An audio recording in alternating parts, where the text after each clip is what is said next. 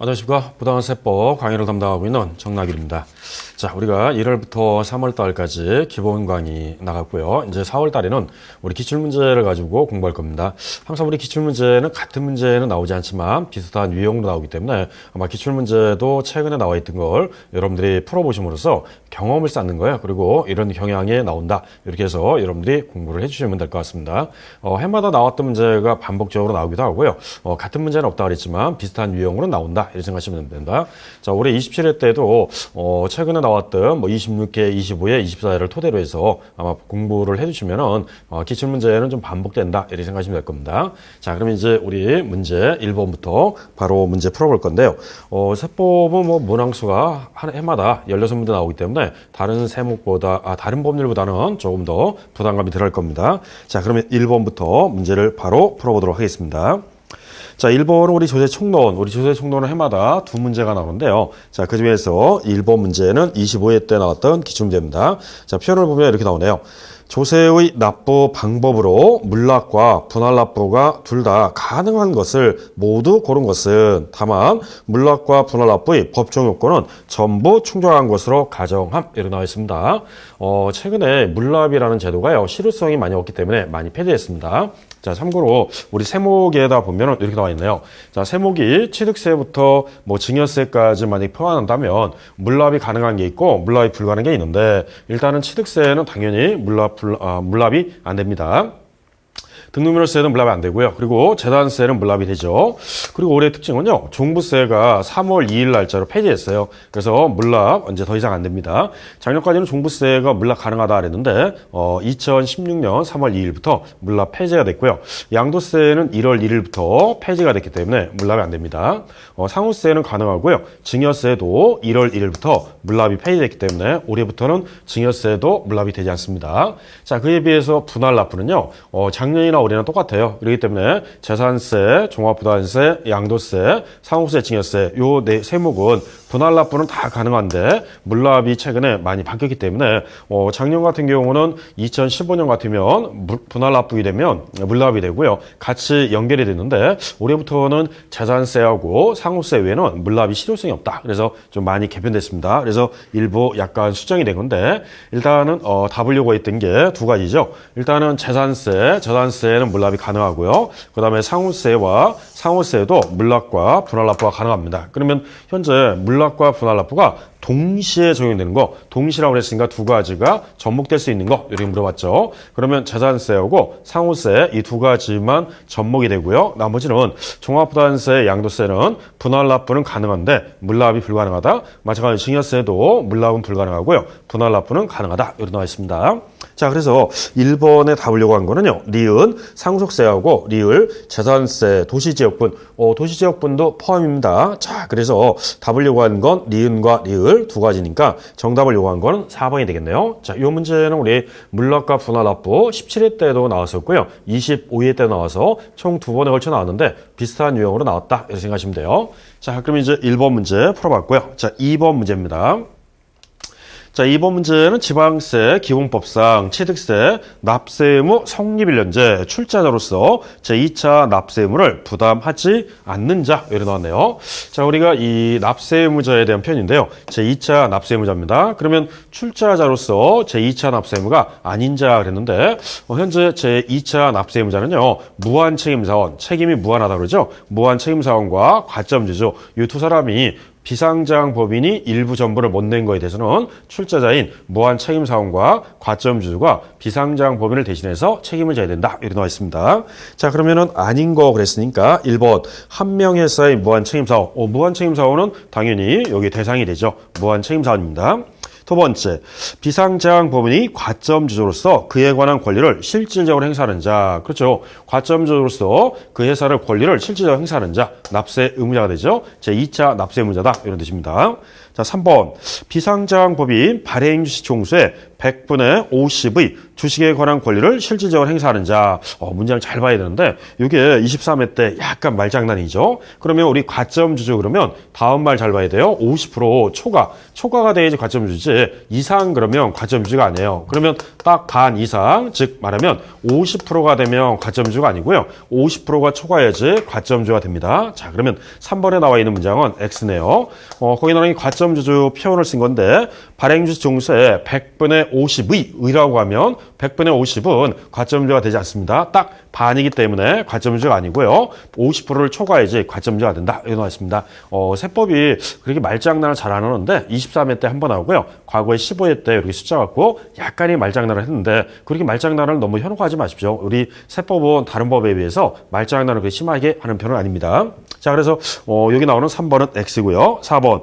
비상장 법인이 과점주주 중 법인의 경영을 사실상 지배하는 자의 배우자로 나오는데 우리 과점주주는 주주 1인뿐만 아니라 거기에 연관되어 있는 특수관계자를 다 포함해요. 특수관계자는 배우자, 자녀, 형제자매, 혈족으로 말하면 6촌까지고요. 인척으로 말하면 4촌까지가 과점주주인 특수관계자 다 들어갑니다. 그럼 4번에 나와 있는 것도 과점주주가 되기 때문에 배우자도 여기 나오는 제2차 납세의무가 된다. 이렇게 나와 있습니다.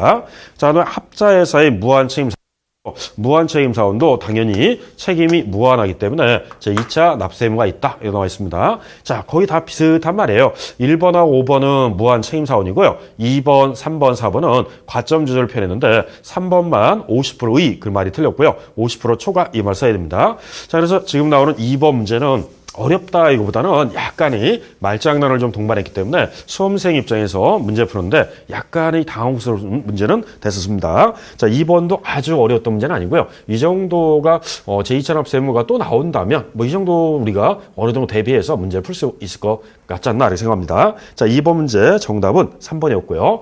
자, 다음에 3번 문제입니다. 원칙적으로 우리 과세관청의 결정에 의하여 납세의무자가 확정되는 지방세를 모두 고른 것은, 자, 거기서 요건을 잘 보셔야 돼요.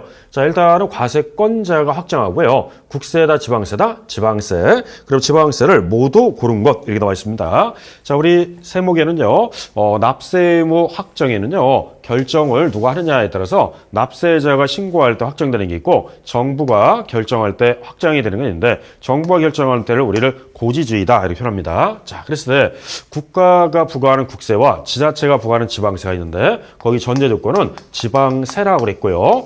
과세권자인 정부가 결정할 때, 과세관청이 결정할 때 확정되는 거 그랬으니까, 자, 여기서 나오는 게 보통징수를 말한 건데, 그 답을 요구한 거는 재산세가 되겠네요. 자, 그러면 재산세 외에 나머지는 대상이 안 되죠. 자, 첫 번째 기억은 우리 취득세인데, 취득세는 신고 납부하는 조세지, 여기서는 정부가 결정하는 게 아니라 납세자가 신고할 때 확정됩니다. 자, 기억은 대상이 안 되고, 니은, 종합부담세. 종합부담세는 정부 결정은 맞는데, 요거는 국세죠. 국가가 결정하는 거지.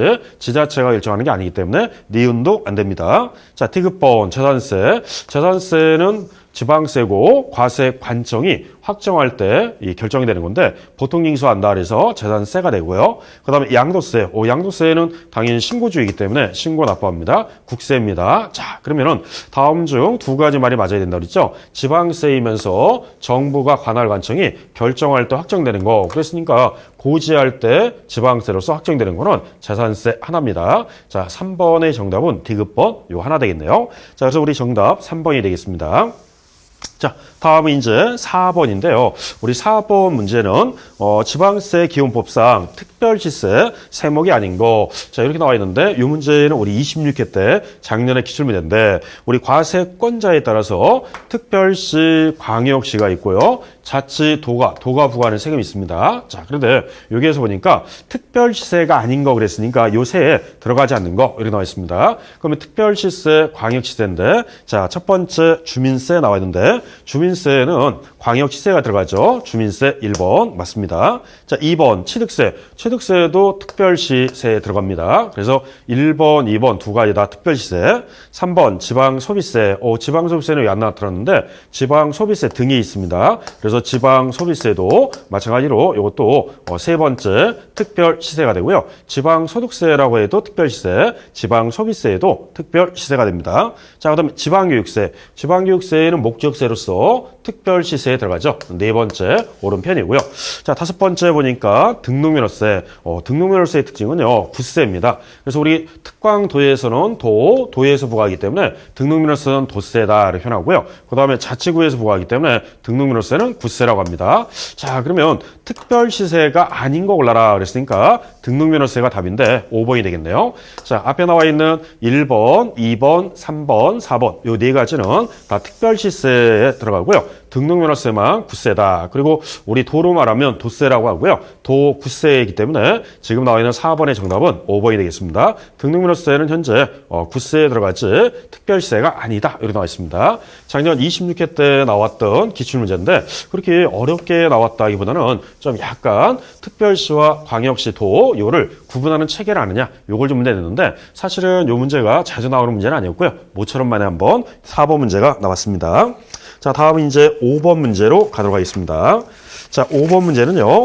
지방세 기본법상 이의신청 또는 심판 청구에 관한 설명으로 틀린 거 이렇게 나왔는데 우리 이의신청한다 또는 심판 청구한다, 심사 청구 여러 가지 청구가 있겠죠. 자, 그중에서 우리 청구와 내용이 하는 내용입니다. 자, 1번에 보니까 이의신청은 처분이 있는 것을 안 날 처분이 통지를 받을 때는 그 통지를 받은 날부터 90일 이내에 해야 한다. 그렇죠. 청구는요. 90일이 지나면 받아주지 않기 때문에 이의신청하든 심판 청구했든 심사 청구든 어느 청구가 됐든 다 90일 이내에 청구를 해야 됩니다. 90일이 지나면 받아주지 않는다. 그럼 언제부터냐? 부당한 처분 안 날로부터 또는 통지를 받은 날부터 90일 이내에 여기 나오는 청구하라 이렇게 나와 있습니다. 자, 2번 이의신청을 거친 후에 심판 청구를 할 때에는 이의신청에 대한 결정 통지를 받은 날부터 90일 이내 심판 청구해야 한다. 그렇죠. 이의신청을 거쳤는데 기각이나 각하가 당해가지고 이걸 다시 청구할 때는 90일 이내 다시 심판 청구를 할 수 있습니다. 물론 심사 청구도 가능하고요. 조세 심판원장한테 심판 청구도 가능한데 결정 통지를 받은 날부터 90일 이내 통지 받은 날부터 90일입니다. 자, 이내 청구할 수 있다. 2번 오른편이고요. 자, 3번. 이의신청에 따른 결정 기간 내에 이의신청에 대한 결정 통지를 받지 못한 경우에는 결정 통지를 받기 전이라도 그 결정 기간이 지난 날부터 심판 청구할 수 있다. 자, 이 말은 이거죠. 내가 결정을 받은 다음에 90일 이내에 청구할 수 있지만 90일이 지났어요. 지금 100일째 됐는데도 아직 결정문이 안 왔네요. 그러면 결정 기간이 90일이 지났으니까 그날부터 다시 30일 안에 청구할 수 있다. 반드시 결정 통지를 받은 다음에 청구하는 게 아니라 결정 통지 받기 전에도 기간이 지나면 청구할 수 있다. 이렇게 나와 있습니다. 자, 2번은 결정 통지를 받았다면 90일 이내에 청구하라 이 말이고요. 3번은 결정 통지를 받지 못한 경우에도 심판 청구를 할 수 있기 때문에 그 결정 통지 받기 전에도 결정 기간이 지난 날부터 심판 청구할 수 있다. 옳은 편입니다. 자, 4번. 이의신청, 심판 청구는 그 처분이 집행에 효력을 미치지 아니한다. 다만 압류한 재산에 대해서는 이의신청, 심판 청구의 결정 처분이 있는 날부터 60일까지 공매 처분을 벌이할 수 있다. 자, 이 문장이 틀렸는데 우리가 심사 청구, 심판 청구를 하되 거기에 나오는 게 공매나 경매예요. 왜냐면 압류해서 공매한다면요. 공매 처분은 30일까지 보류가 되는 거지 60일은 아닙니다. 자, 그래서 거기 나오는 4번 X가 되는데 4번은 공매 처분은 30일까지 보류가 되는 거지 60일이다. 그 말이 틀렸습니다. 자, 4번 X가 되고요. 자, 5번. 이의신청인이 재해 등을 입어 이의신청 기간 내에 이의신청을 할 수 없을 때에는 그 사유가 소멸한 날부터 14일 이내에 이의신청을 할 수 있다. 자, 거기 나오는 게 이의신청인데요. 우리가 보통 좀 아까 결정 통지받은 날부터 90일 이내에 청구하라고 그랬죠? 자, 90일 이내 청구가 맞는데 천재지변이 났어요. 천재지변 나면 불가피한 사유가 되니까 만약에 지진이 났는데 6개월이 끝났다. 그러면 그 사유가 부득이한 사유가 소멸되면 그날로부터 14일 이내 받아주겠다. 그리고 이거는 천재지변이기 때문에 꼭 그 결정을 통지받은 날, 결정받은 날부터 90일이 아니라 요거는 불가피한 사유가 소멸한 날로부터 14일 이내 이의신청을 할 수 있다. 옳은 말입니다. 자, 5번은 예외 조건이다. 이렇게 생각하면 돼요. 자, 그러면 5번 문제 틀린 거 골라라. 그랬으니까 정답은 4번이 되겠습니다. 자, 그래서 5번 문제 정답 4번이었고요. 자, 다음은 6번 문제 풀어보도록 하겠습니다. 자, 6번 문제는 지방세 기본법상 부과 및 징수, 불복에 관한 설명으로 옳은 거. 자, 이 문제는 26회 때 작년의 기출문제인데요. 요거는 여러 가지를 포괄적으로 묻는 문제였습니다. 자, 1번. 납세자가 법정 신고 기한까지 소득세 과세 표준 신고서를 제출하지 아니하여 해당 지방소득세를 부과할 수 없는 경우에 지방세 부과 제척기간은 5년이다. 자, 원래 우리 제척기간이라 있죠. 제척기간은 신고 여부를 조사해서 제대로 신고 안 했다 그러면 과세권자가 부과권을 행사할 수 있는데 부과권에 대한 제척기간은요 10년짜리가 있고 7년짜리가 있고 5년이 있어요. 그럼 앞으로 사기, 포탈, 부정행위자 그럼 10년이라고 합니다. 그런데 신고서를 제출하지 않았다 그럼 7년이고요. 그 다음에 단순 누락 아니면은 부과받았는데 제 날짜에 잘못 부과됐다 이런 것들은 5년이 됩니다. 자, 그러면 거기에서 문장에서 1번은 신고서를 제출하지 않았다 그랬으니까 7년간 부과할 수 있다 이렇게 나와 있지 5년간 부과할 수 있다 이건 아닙니다. 무신고자는 몇 년간 부과할 수 있다? 7년. 사기 포탈한 자는 10년. 그 밖의 경우는 5년인데 거기서 5년은 잘못된 편이고요. 7년이 옳은 편입니다. 자, 1번 X. 자, 2번. 지방세에 관한 불복 시 불복 청구인은 이의 신청을 거치지 않고 심판 청구를 제기할 수 없다. 자, 이 말인데 우리가 아까 이 선택권입니다. 선택권이라고 해서 본인이 이의 신청을 원한다. 그럼 이의 신청할 수 있고요. 심사 청구 원한다. 그럼 심사 청구할 수 있고 심판 청구할 수 있어요. 그래서 여러분들이 원하는 쪽으로 청구할 수 있는 거지. 이의 신청을 거쳐야지만 반드시 심판 청구할 수 있다. 이런 건 아닙니다. 이의 신청을 생략하고 바로 심판 청구도 가능하기 때문에 선택권이다. 이렇게 생각하셔야 돼요. 자, 2번 X가 되고요. 자, 다음 3번. 취득세는 원칙적으로 보통징수 방법에 의한다. 아니죠. 우리 취득세는 신고주의이기 때문에 취득세 그러면 스스로 신고하라. 그러면 납세자가 신고할 때 확정이 되기 때문에 신고 납부하는 조세입니다. 보통징수는 예외죠. 원칙상 신고 납부를 안 하는 자에 대해서는 가산세를 포함해서 보통징수한다. 이런 말씀입니다. 자, 3번 X. 4. 납세 의무자가 지방세 관계법에 따른 납부 기한까지 지방세를 납부하지 않은 경우 산출세액의 100분의 20을 가산세를 부과한다. 자, 이 말은 틀렸네요. 납부 기한까지 납부하지 않았다. 이렇게 스스로 신고해야 되고 납부하지 않았다. 그러면 우리 신고에 대한 불성실 가산세가 있고요. 납부에 대한 불성실 가산세가 있는데 납부는 1일 만분의 3. 1을 계산하는 거지 20% 계산하는 거 아니에요. 그러면 본인이 지연일수가 100일이다. 그럼 100일 동안 200일이다. 200일 동안 1을 만분의 3을 계산해서 합산하는 거지. 거기 나왔듯이 뭐라고 썼느냐. 납부기한까지 지방세 납부하지 않은 경우 산출세액의 100분의 20이다. 이럴 쓰면 안 되죠. 그리고 앞으로 무신고자는 100분의 20인데 납부세액의 100분의 20이에요. 그리고 거기 나와 있는 게 틀린 말이 1을 만분의 3 요걸 따져야 됩니다. 자, 그럼 4번 X가 되고요. 자, 5번.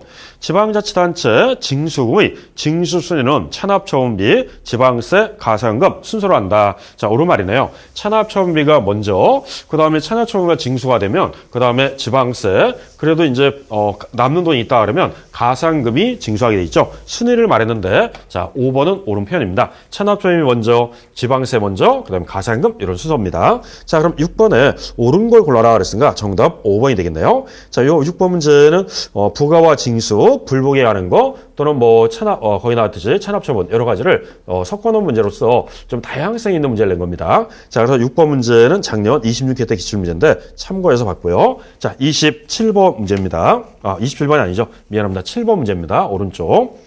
자, 7번 문제는 지방세 기본법상 공시송달할 수 있는 경우가 아닌 거 나와 있는데 우리가 이 서류에는요. 어떻게 번호냐에 따라서 공시송달이 있고 유치송달이 있는데 공시송달은요. 서류의 유지를 공고한 날로부터 14일이 지나면 서류의 송달이 된 것으로 본다. 자, 네 가지 경우가 공시송달입니다. 자, 문장을 보니까 1번. 송달을 받아야 할 자의 주소 또는 영업소가 국외에 있고 그 송달이 곤란하다. 그렇죠. 송달을 받을 사람이 국외에 있다면 해외에 있으니까 직접 가서 교부할 수도 없고 우편으로 보내주기도 힘들고 전자로 보내주기 힘드니까 아예 이때는 공시합니다. 공시라는 건 널리 알리는 건데 이 공시는 신문이라든지 또는 게시판에 공고하면 돼요. 그러면 세무서 게시판이라든지 일간 신문에 공시하면은 그게 14일이 지나면 공시한 거로 본다. 그러니까 다시 말하면 전달한 걸로 본다. 이 뜻이에요. 자, 그래서 1번은 국외에 소재하는 자라면 이때 주소 또는 영업소가 국외에 있다. 그럼 공시송달할 수 있습니다. 두 번째. 송달을 받아야 할 자의 주소 또는 영업소가 분명하지 않다. 주소 또는 영업소가 분명하지 않으면 대한민국에 주소가 있는데 어디에 있는지 확인이 안 된다. 그러면 공시할 수 있습니다. 자, 3번. 서류를 우편으로 송달하였으나 받을 사람이 없는 것으로 확인되어 반송됨으로써 납부 기한 내 송달하기가 곤란하다고 인정되는 경우. 그렇죠. 우편으로 자꾸 보냈는데 반송이 됐다 그러면 이때는 받을 사람이 없는 것으로 확인돼서 반송이 되면 이때 공지 송달할 수 있다. 이렇게 나와 있습니다. 자, 네 번째, 서류를 송달할 장소에서 송달을 받을 자가 정당한 사유 없이 그 수령을 거부했다. 자, 이거는요, 여기에 들어가죠. 서류의 수령을 거부했다면 송달할 장소에서 서류를 두고 나올 수 있어요. 그럼 서류를 둘 수 있다. 이거는 우리가 무슨 송달이냐? 유치 송달이라고 그래요. 그러면 4번은 공시 송달이 아니라 유치 송달이기 때문에 4번이 답이 되겠네요. 아닌 거 골라라 했습니다. 5번. 세무공무원이 2회 이상 납세자를 방문하여 서류를 교부하려고 했으나 받을 사람이 없는 것으로 확인되어 납부 기한 내 송달하기가 곤란하다고 인정되는 경우. 자, 이것도 옳은 편이죠. 그럼 세무공무원이 2번 이상 방문했는데 납세자 받을 사람이 없는 거 확인돼서 도저히 전달이 안 되면 기한이 지날 것 같으면 공시할 수 있다. 이렇게 나와 있습니다. 그러면 4번만 유치 송달이고요. 1번, 2번, 3번, 5번 이 네 가지는 다 공지 송달이 되겠네요. 자, 그래서 송달이라는 문제가 전달하는 건데 이 송달하는 방식이 24회 때 특이한 문제를 냈습니다. 사실 공인중개사에서 이 문제까지 요구하는 건 참 오래간만인데 거의 처음으로 나왔는데 7번 문제는 어느 정도 참고하시면 되고요. 제가 개인적으로 봤을 때는 그렇게 나와야 될 문제는 아닌 것 같습니다. 자, 7번의 정답 4번이었고요. 자, 8번. 2014년 4월 중 부동산을 취득하는 경우 취득 단계에서 부담할 수 있는 세금을 모두 고른 것은. 자, 8번 문제는 모처럼 만에 나왔네요. 과거에 17회까지 나오다가 한동안 안 나오다가 25회 때 출제한 문제인데요. 자, 취득 단계에서 부담할 수 있는 세금을 모두 골라라 이렇게 나와 있습니다. 취득 관련 조세를 골라라 이 뜻인데, 자, 기억, 재산세, 재산세의 전형적인 보유 단계죠. 기억은 대상이 안 되고요. 자, 니은, 농어주특별세. 농어주특별세는 부동산 활동 과정 중 취득 단계에 부과되니까 옳은 말이네요. 자, 그 다음에 티귿, 종합부동산세. 종합부동산세는 우리 보유세지, 취득세는 아니기 때문에 이 보유세인 종합부동산세는 대상이 아니다. 자, 그 다음에 지방교육세. 지방교육세는요, 당연히 취득 단계에 부과되죠. 그래서, 거기 나와 있는 니은과 리을 두 가지는 보유 단계, 취득 단계, 농특세, 지방교육세는 취득 단계에 부과됩니다. 그 다음에 문서를 작성할 때 인지세도 취득 단계에 부과되네요. 자, 그래서 취득 단계에 부과될 수 있는 것만 세금을 모두 골라라 그랬으니까 세 가지인데 니은번, 리을번, 미음번 이렇게 해서 취득 단계에 부과할 수 있는 세금만 골라라. 자, 이 문제치고는 그렇게 어려웠던 문제는 아니고요. 좀 섞어놔서 그런데 당연히 기억과 디귿은 우리가 배우는 과정에서 재산세, 종부세는 취득 관련이 아니라 보유 관련 조세고 이렇게 취득 관련 조세, 보유 관련 조세, 양도 관련 조세인데 모처럼 만에 취득 관련 조세가 25회 때 출제했습니다. 자, 해마다 우리 조세 총론은 두 문제 나온다 그랬죠? 두 문제 나오기 때문에 사회, 우리가 지금 한 게 총 4회인데 26, 25, 24, 23. 23부터 26까지요. 사회를 했는데 항상 두 문제가 나오기 때문에 지금 8번까지 풀었습니다. 여기까지 해서 우리 조세 총론은 해마다 두 문제 나온다. 27회 때도 두 문제 나온다. 이렇게 생각하시면 됩니다. 자, 다음은 이제 9번 문제부터는요. 우리 재산세, 지방세, 취득세를 공부할 건데 취득 관련 조세인 취득세, 그래서 취득세에 대해서 문제를 풀어볼 겁니다. 자, 그러면 1번 취득세에 대한 문제, 9번 문제인데, 자, 9번 문제는 작년 26회 때 나왔던 문제였습니다. 자, 9번 지방세법상 취득세, 납세 의무자 등에 관한 설명으로 옳은 것 이렇게 나와 있는데요. 자, 1번 취득세는 부동산에 준하는 자산, 어업권을 제외한 각종 권리 등을 취득한 자에게 부과한다. 자, 1번은 틀린 말은요. 우리 부동산, 과세장 맞습니다. 부동산에 준한 거 맞아요. 그 다음에 각종 권리 맞는데 어업권 제외하면 안 돼요. 좀 광어권, 어업권도 다 과세가 되기 때문에 취득세는 어업권이란 권리도 대상입니다. 그래서 광물에 대한 권리, 어장에 대한 권리도 과세하니까 어업권을 제외한 요 말이 틀린 거고요. 어업권을 포함한 각종 권리를 과세한다. 이렇게 나왔어야 돼요. 자, 그래서 거기 나오는 1번 X고요. 자, 2번. 건축물 중 조작 설비로서 그 건축물 하나가 되어 건축물로서 효용 가치를 이루고 있는 것에 대해서는 주체거주부 취득자 외의자가 가설한 경우에도 주체거주부 취득자가 함께 취득한 거로 본다. 자, 본다라는 건 간주하는 건데, 자, 이 말이네요. 자, 우리 주체거주부하고 그 다음에 가설한 자가 달랐다면 가설한 자가 아니라 주체거주부가 납세 의무자입니다. 자, 2번은 옳은 편입니다. 자, 답 3번. 법인 설립 시 발행하는 주식을 취득함으로써 지방세 기준법에 따른 과점 주주가 되었을 때는 그 과점 주주가 해당 법인이 부동산 등을 취득한 거로 본다. 자, 이 말이 틀렸네요. 법인 설립 시에 과점 주주는 취득한 거로 보지 않습니다. 법인 설립 이후에 과점 주주가 됐으면 취득한 거로 의지하는데 법인 설립 시에는 과세하지 않는다. 이렇게 나와 있습니다. 자, 네 번째. 토지 지목을 사실상 변경으로써 그 가액이 증가한 경우는 취득으로 보지 않는다. 아니죠. 가액이 증가하면 토지 지목을 변경해서 가액이 증가하면 취득한 걸 의지하기 때문에 과세합니다. 4번 X 틀린 말. 5번 증여자의 채무를 인수하는 부담부 증여의 경우 그 채무액에 상당하는 부분은 부동산 등을 유상 취득한 거로 보지 않는다. 자, 우리 부담부 증여 중에서는요. 채무 인수분, 이 채무 인수분은 오히려 유상이 되는 거고요. 나머지는 증여가 됩니다. 그러면 채무 인수분은 유상으로 본다 그래야지 보지 않는다. 그랬으니까 5번은 X가 됩니다. 자, 그러면 답을 요구한 거는 2번. 좀 아까 주체구주부가 함께 취득한 걸 본다. 2번만 맞는 말이고요. 3번은 법인 설립 시라고 그랬으니까 틀렸고, 그 다음에 4번은 가액이 증가하면 취득으로 본다. 이렇게 나와야 되고, 5번은 채무인수분은 유상으로 본다. 이게 나와야지 보지 않는다. 틀린 말입니다. 자, 그래서 거기 나와 있는 답을 요구한 거는 옳은 걸 골라라 했으니까 옳은 문장은 2번만 되고요. 나머지는 다 틀린 표현이 되겠습니다. 자, 다음은 이제 10번 문제인데 10번 문제도 25회 때, 26회 때 비슷한 문제를 냈는데 자, 10번 문제 보겠습니다. 지방세법상 부동산의 유상 취득으로 보지 않는 거 이렇게 나와 있는데요. 자, 유상 취득으로 보지 않는 거 골라라. 첫째, 기억 1번. 공매를 통하여 배우자의 부동산을 취득했다. 우리 공매나 경매로 인해서 배우자가 취득했을 때는요. 객관적 취득이 됩니다. 자, 1번은 유상거래로 본다. 두 번째, 파산 선고로 인하여 처분되는 직계비속의 부동산을 취득했다. 파산 선고로 인해서 직계비속의 부동산을 취득한 것도 유상거래로 봅니다. 자, 3번 권리 이전이나 행사 3번 배우자의 부동산을 취득한 경우로서 그 취득 대가를 지급한 사실을 증명했다. 그렇죠? 대가를 지급한 거를 증명하게 되면 이때는 거래로 보기 때문에 3번도 유상 거래가 됩니다. 4번 권리 이전이나 행사에 등기가 필요한 부동산을 직계등록과 서로 교환했다. 자, 등기 등록을 요하는 자산을 서로 교환하게 되면 이것도 유상거래로 본다. 그럼 4번은 다 여기에 해당하기 때문에 유상거래에 해당합니다. 자, 5번 증여자의 채무를 인수하는 부담부 증여로 취득한 경우로서 그 채무액의 상당한 부분을 제외한 부분, 나머지 부분의 경우 자, 우리가 부담부 증여 중에서 채무 인수액을 뺀 나머지예요. 나머지 부분은 증여로 봐야죠. 그러면 5번만 증여가 되고요. 1번부터 4번까지는 유상거래가 되겠습니다. 자, 10번에 그래서 답을 요구한 거는 유상거래가 아닌 거, 유상거래에 해당하지 않는 거는 5번은 증여에 해당하기 때문에 무상거래입니다. 유상거래가 아니다 이 뜻이죠. 자, 그러면 답을 요구한 거는 5번이 되겠네요.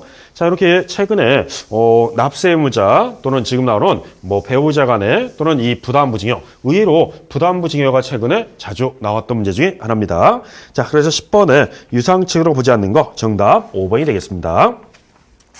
자, 다음이 이제 우리 11번부터인데요. 11번부터는 잠시 쉬었다가 표준세율, 세율에 대해서 한번 정리해가면서 세율 편을 보도록 하겠습니다. 잠시 쉬었다 하겠습니다.